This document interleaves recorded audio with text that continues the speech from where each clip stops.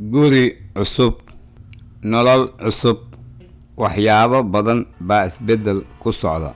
Aragtiyo, dhawaaqyo, caraf cusub, cunto qariib kugu ah, xeerar ad adag ee dhanka nolosha.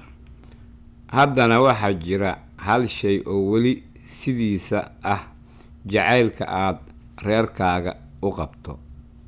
Hooyooyin, wiilal, xaasas, walaalo, waxaad rabtaa in dhammaantooda ay noqdaan kuwo faraxsan oo fayaqab ah.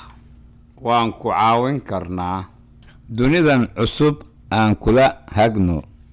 Si wada jir ayaan ku dhisi karnaa qoysas fayo qaba iyo adiga oo fayo qaba.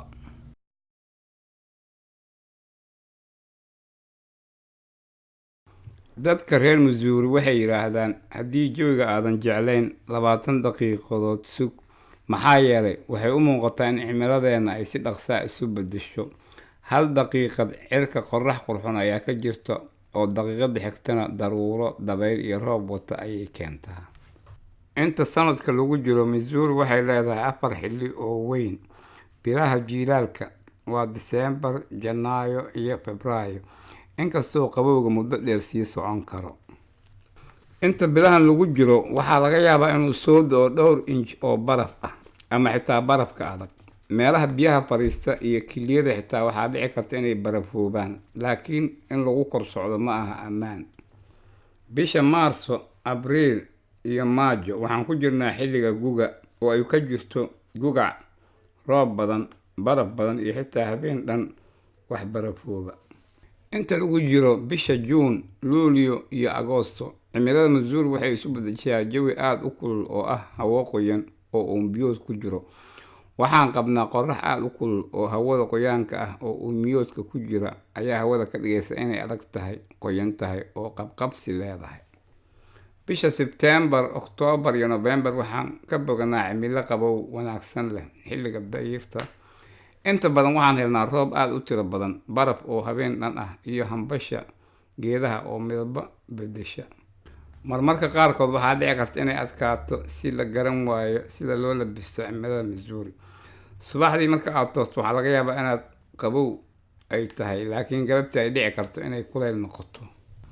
Waxaa fikrad wanaagsan ah in lagu labisto dhar si isdul saara. Haddii aad xirato shaar, funaanad iyo jaakad, markaa waxaad iska bixin kartaa dharka si isu dul saaran aad u xiran tahay inta cimilada ay soo kululaanayso. Marka lagu jiro xilliga xagaaga, waxaad rabi doontaa inaad xirato labiska qorraxda ama inaad xirato labiska dabaasha oo aad bannaanka ku ciyaarto. Waxaad hubisaa oo kaliya inaad marsato saliidda qorraxda.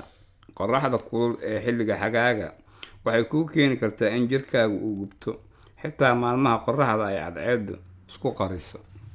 Inta lagu jiro xilliga guga iyo dayrta, waxaad xiran kartaa jaakada roobka iyo kabaha buudka ama dabad ayaad qaadan kartaa. Inta lagu jiro bilaha jiilaalka, waxaa muhiim ah inaad xirato labis diiran. Jaakad culeysa waxay kaa ilaalinaysaa dabaysha Missouri.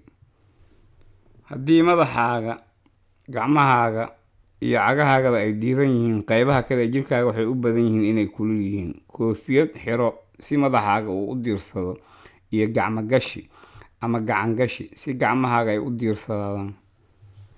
Kaba adag iyo surwaal jeans ah lugahaaga iyo cagahaaga waxay ka ilaalin doonaan qabowga, qoyaanka iyo barafka ama barafka adag.